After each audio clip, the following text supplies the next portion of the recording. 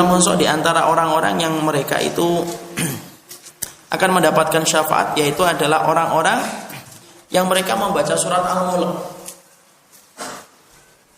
Kan sudah Ustaz disebutkan tentang Quran, nah, itu secara umum.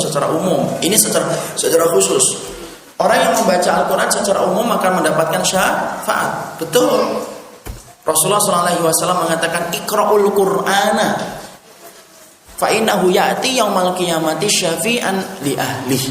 Baca Quran, sesungguhnya Quran itu kelak menjadi syafaat bagi orang yang membacanya. Itu dalilnya umum yang kita sudah sebutkan nomor 4 kalau tidak salah.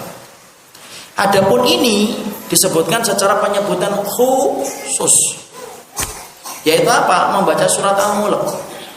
Maka kemudian dalilnya dulu kita bacakan supaya kita paham. Maka sampai kemudian Rasulullah SAW mengatakan suratum minal Quran fihi salasuna ayatan tashfa' li sahibiha hatta yughfar lahu. Fa qala tabarakalladzi biyadihil mulk fa akhrajathu minan nar wa adkhalathul jannah. Rasulullah itu termasuk salah satu laki-laki di antara para nabi yang selalu merutinkan membaca surat Al-Mulk sebelum beliau tidur. Jadi termasuk kebiasaan Nabi ketika malam beliau berwudu, beliau mematikan lampu penerangan rumahnya dengan baca bismillah, dia kemudian mukul-mukulkan tempat tidurnya membaca bismillah, baca Al-Ikhlas, Al-Falaq, An-Nas dan ayat kursi. Dan termasuk kebiasaannya Nabi dalam satu riwayat yang sahih, sesungguhnya Rasulullah SAW sesungguhnya beliau senantiasa merutinkan untuk membaca surat Al-Mulk sebagaimana hadis riwayat Imam Tirmidzi. Makanya Nabi kemudian mengatakan fihi, di dalam Al-Quran itu ya salasuna ayatan, ada satu surat yang kemudian jumlahnya itu 30 ayat, yang mana bagi orang yang membacanya dan merutinkan untuk membaca surat Al-Mulk, maka sesungguhnya yughfar lahu, dia itu akan diampuni oleh Allah secara khusus ketika dia merutinkan surat Al-Mulk. Kemudian Nabi membacakan apa? Tabarakalladzi biyadihil mulku wa huwa ala kulli syai'in qadir. Ayat yang pertama dalam surat Al-Mulk. Berarti surat Al-Mulk itu kemudian memiliki keutamaan double. Keutamaan secara umum, dia bisa memberikan syafaat bersama Al-Baqarah, Ali Imran, Al-Maidah dan yang lainnya. Tetapi kemudian ada keutamaan yang kedua. Keutamaan yang kedua, dia secara khusus disebutkan oleh Nabi merupakan surat yang mampu bisa memberikan syafaat kepada orang yang membacanya. Surat Al-Mulk gitu. Dan Nabi membacanya sebelum beliau itu kemudian tidur. Ya.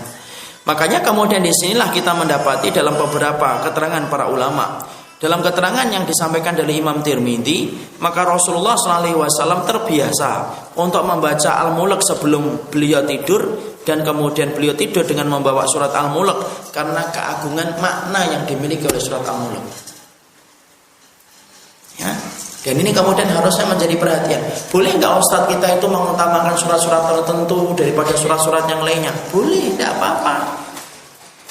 Kenapa? Karena mengutamakan ayat di atas ayat yang lainnya termasuk di antara perkara yang diperbolehkan di dalam Al-Quran. Allah berfirman, "Ma nansakh min ayatin aw nunsiha na'ti bi khairin minha aw misliha." Tidaklah kami hapus satu ayat lalu kami datangkan ayat yang semisalnya atau ayat yang lebih baik. Nah, Allah menyebut ayat yang lebih baik. Berarti di dalam Al-Quran ada surat yang lebih baik daripada surat yang lainnya. Iya. Itu Allah yang menyebutkan itu. Makanya kemudian surat Al-Baqarah tidak bisa disamakan dengan surat Maryam. Surat Ali Imran tidak bisa disamakan dengan surat Hud.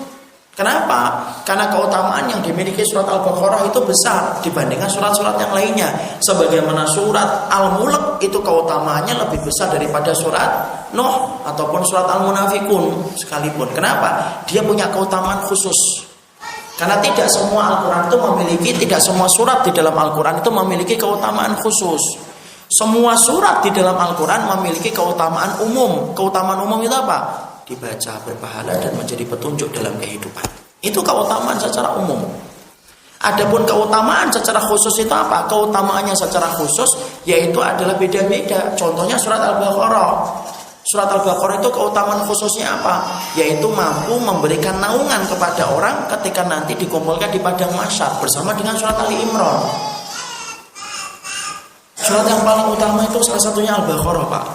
Makanya kalau Bapak itu anak-anak saya wajibkan itu menghafalkan surat Al-Baqarah. Cuma masalahnya kan bukan anak saya. Dan kalau saya wajibkan menghafalkan surat Al-Baqarah, bulan depan tidak ada yang ngaji. Karena kemudian pasti tidak ini. Padahal surat Al-Baqarah itu besar, Ustaz, besar. Nabi itu selalu nanya surat Al-Baqarah, Pak. Nabi itu nanya selalu surat Al-Baqarah. Jadi Nabi itu kalau kemudian ada satu pasukan akan pergi, Nabi mengatakan, ayyuhum yahfaz surat Al-Baqarah. Mana nih yang hafal surat Al-Baqarah? Ada seorang sahabat mengatakan, ana ya Rasulullah. Berarti nanya amal itu kadang-kadang boleh. Jadi boleh nggak kita nanya amal? Siapa yang tadi malam sholat tahajud? Jangan buru-buru komentar itu tidak sunnah pertanyaan itu. Enggak lah. Nabi aja nanya kok. Kadang-kadang itu boleh. Nabi nanya, siapa ini yang hafal surat Al-Baqarah? Ana ya Rasulullah. Ya sudah, kamu jadi amirnya kelompok ini. Nabi ketika kemudian menguburkan orang, Nabi juga nanya. Contohnya dalam perang Badar dan perang Uhud, yang meninggalkan banyak. Tidak bisa satu jenazah satu lubang. Hanya satu lubang diisi 3 dan 4 jenazah sekaligus. Maka Nabi ketika kemudian akan memasukkan itu, Nabi selalu nanya dulu, ayyuhum yahfaz surat Al-Baqarah. Mana ini yang hafal surat Al-Baqarah? Fulan ya Rasulullah. Masukkan dia dulu. Ditarik dia, dimasukkan dulu, didekatkan ke liang lahatnya. Paling dekat dengan Ka'bah. Kenapa? Dia pulang kepada Allah membawa hafalan surat Al-Baqarah. Kita ini apa ridho atau Pak? Pulang kepada Allah tidak membawa hafalan Quran di dalam dada kita. Berarti jangan-jangan dada kita ini kuburan loh. Rumah yang tidak dibacain Quran itu kan disebut apa? Kuburan.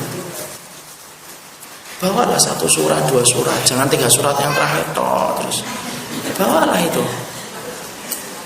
Al-Baqarah gitu kita bawa. Atau kemudian kalau tidak mampu Al-Baqarah, Al-Mulk lah yuk kita hafalin gitu loh. Supaya kita pulang kepada Allah itu membawa sesuatu yang kita hafalkan itu. Quran itu. Makanya masih ingat itu ada seorang syekh itu dalam satu daurah. Ada dalam satu acara daurah, ya. Kemudian disiarkan live di TV dan itu akhirnya ada yang merekam, ada di YouTube. Itu ada seorang syekh itu ditanya sama salah satu penanya. Di acara TV itu ada pertanyaan lewat telepon. Syekh, saya ini ditempatkan orang tua saya di kuburan. Syekhnya kaget itu. Kamu umurnya berapa nak? 24 tahunan, 25 tahunan. Loh kok kamu ditempatkan di dalam kuburan? Orang tuamu masih hidup? Masih hidup. Orang tuamu miskin? Enggak, kaya raya. Dan orang tua saya juga sama, hidupnya juga di kuburan. Saya bingung gitu. Di kuburan mana? Rumah saya. Loh, kok di rumah? Kemudian anak itu berkata, itulah lembutnya anak itu berkata, saya hidup 25 tahun. Semenjak saya balik umur 7-8 tahun, saya tidak pernah mendengarkan orang tua saya membacakan Al-Quran di dalam rumah saya.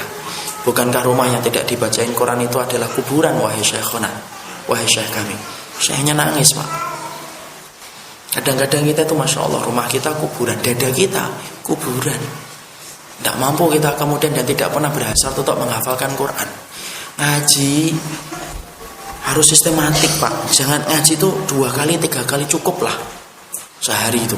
Jangan ngaji terlalu banyak. Sehari 6 kali itu tidak usah. Ustadznya cuma 4 kali yuk. Ini ngajinya itu 2 kali. Sisanya pakai untuk kemudian menghafalkan Quran. Nambah dikit-dikit. Jangan sampai kemudian ditanya sudah ngaji berapa puluh tahun. Oh 10 tahun saya. Sono pernah, Masjid Sono juga pernah. Tapi kalau ditanya hafalan Qurannya, nah itu masalahnya di situ tuh. Makanya Masya Allah ya, ayolah Pak hafalin Quran satu-satu Insya Allah. Karena apa? Dan itu termasuk di antara keutamaan kita bersama Al-Quran.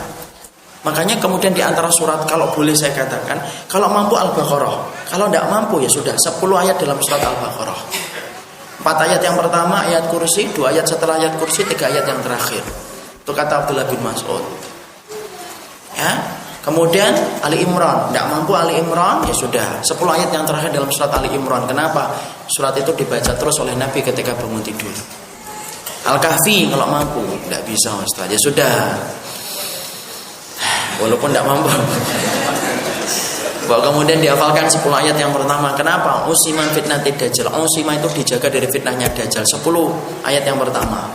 Kenapa orang yang hafal fitnah 10 ayat yang pertama itu akan dijaga dari fitnahnya dajjal. Kemudian apa? Al-Mulk ini hafal ini kalau bisa. 30 ayat tok ini Pak. Kalau seharinya satu, tidak sampai sebulan hafal. Yaitu kemudian kita baca itu. Atau kemudian kalau yang selanjutnya mana Ustaz? Al-Kafirun. Kalau mampu insyaallah. Terus insyaallah mampu. Muter-muter aja itu biasanya. Kemudian sama 3 surat yang terakhir. 3 surat yang terakhir itu ya Al-Ikhlas, Al-Falaq, An-Nas. Itu sudah tahu lah insyaallah. Sunnah yang itu insyaallah tidak saya terangkan, insyaallah diamalkan terus. Karena yang dihafal itu doang. Jadi disitulah kita mengerti termasuk di antara keutamaan surat Al-Mulk. Kalau kita bertanya, saat saya ingin mendapatkan syafaat dari surat Al-Mulk, adakah waktu fihi taksis fi qiraatiha? Adakah kemudian keutamaan waktunya untuk membacanya? Tidak ada keutamaannya di waktu kapan saja. Tapi kalau kita merujuk kepada riwayat dari Imam Tirmidzi tadi, maka sesungguhnya Nabi membacanya setiap beliau menjelang tidur. Setiap menjelang tidur maka beliau kemudian membaca tabarakalladzi biyadil mulku wa huwa ala kulli syai'in qadir. Dan itu yang harusnya menjadi perhatian pula oleh kita. Jadi menjadi perhatian oleh kita yaitu adalah ketika kita membaca surat Al-Mulk dan kita rutinkan dan kemudian itu menjadi sebab syafaat dalam kehidupan kelak kita di akhirat.